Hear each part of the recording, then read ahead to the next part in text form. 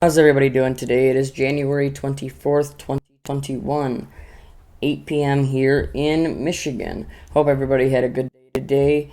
Let's go ahead and get right into this. I have an article here and a follow-up article that I talked about on my live stream last night that we're going to talk about real quick. This is coming out of your mainstream news, coming from them right there, okay? It says CV19 travel restrictions. Biden to reinstate restrictions lifted by Mr. T. It says President Sleepy Joe on Monday will reinstate the CV19 travel restrictions on non-U.S. citizens who have been in Brazil, Ireland, the United Kingdom, and much of Europe, a White House official confirmed. It says, Sleepy Joe will also extend the restrictions to travelers who have recently been to South Africa, the official said. It says, the step, which was first reported by Reuters, comes just 1 week after President Mr. T signed an executive order in his final days in office, lifting the restrictions of travelers from these countries effective January 26.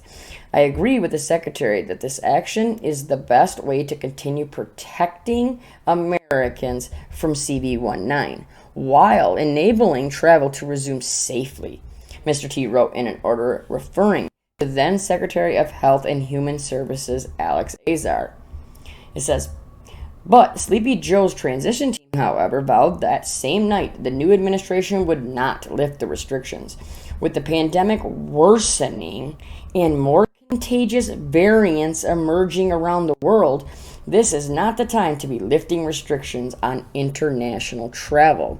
Then incoming White House Press Secretary Jen Psaki said on Twitter, says, on the advice of our medical team, the administration does not intend to lift the restrictions on January 26.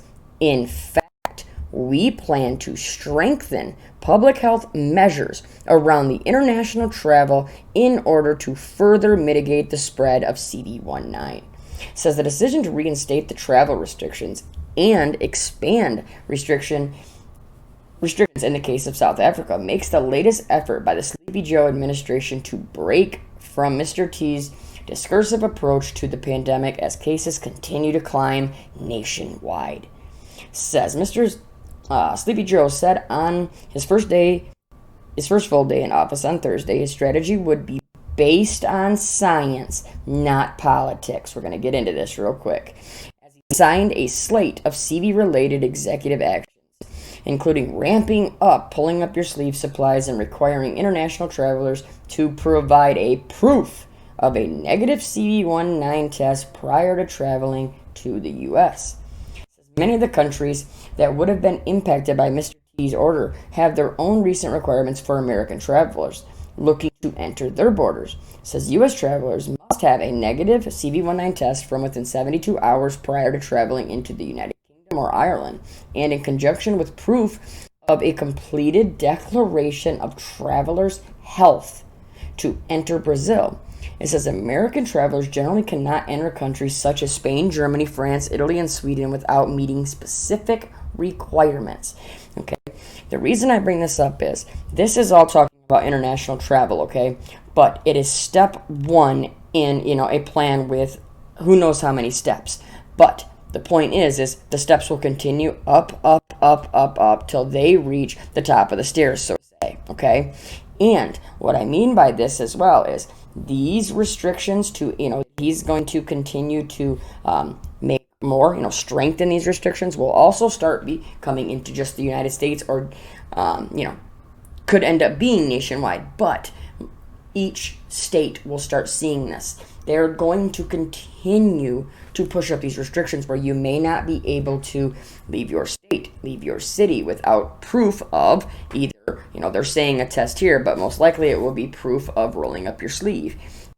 So I'm just trying to show you how they're going to continue to ramp it up when it comes to this type of stuff. These restrictions and lockdowns and curfews, etc., they're all saying that it's for your own, your own good, for your own health, okay? See, look at right here. It says, they're talking about protecting the Americans, okay? That's what it's always about, right?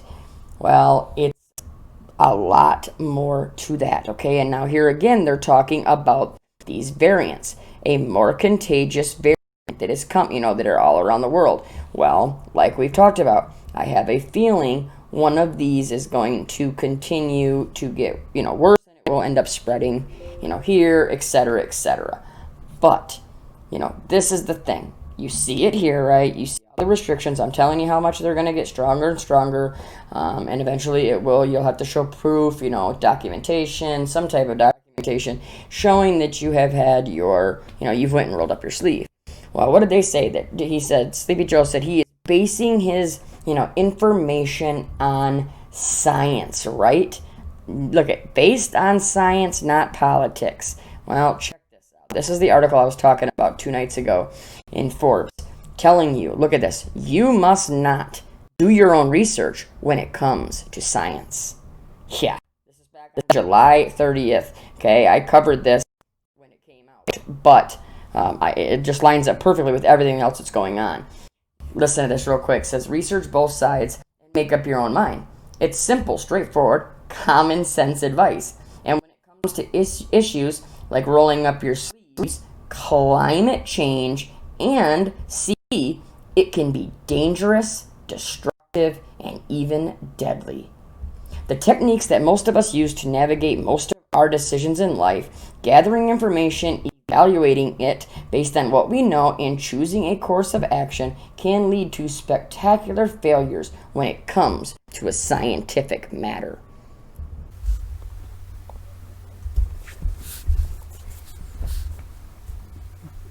It goes on, it says, the reason is simple. Most of us, even those of us who are scientists ourselves, lack the relevant scientific expertise needed to adequately evaluate that research on our own.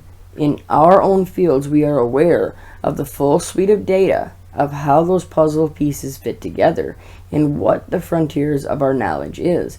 When laypersons express opinions on those matters, it's immediately clear to us where the gaps in their understanding are and where they've misled themselves in their reasoning. When they take up the argument of a contrarian scientist, we recognize that they are overlooking, misinterpreting, or omitting. Unless we start valuing the actual expertise that legitimate experts have spent lifetimes developing, doing our own research could lead to immeasurable, unnecessary suffering. Yeah, pretty serious things right there, what they're saying. If you have any common sense or use logical thinking, you are the problem now. That's all of us. And you're going to continue to see this type of stuff come out in the mainstream. They always throw it in our faces. So I'm going to leave this video here. I hope everybody had a great day today. If you were in the live stream earlier today, thank you for coming. It was a lot of fun. And we'll continue to get this truth out there no matter what. So stay safe, stay strong, and remember, no fear at all, okay? Continue to pray. We'll talk to you later. God bless.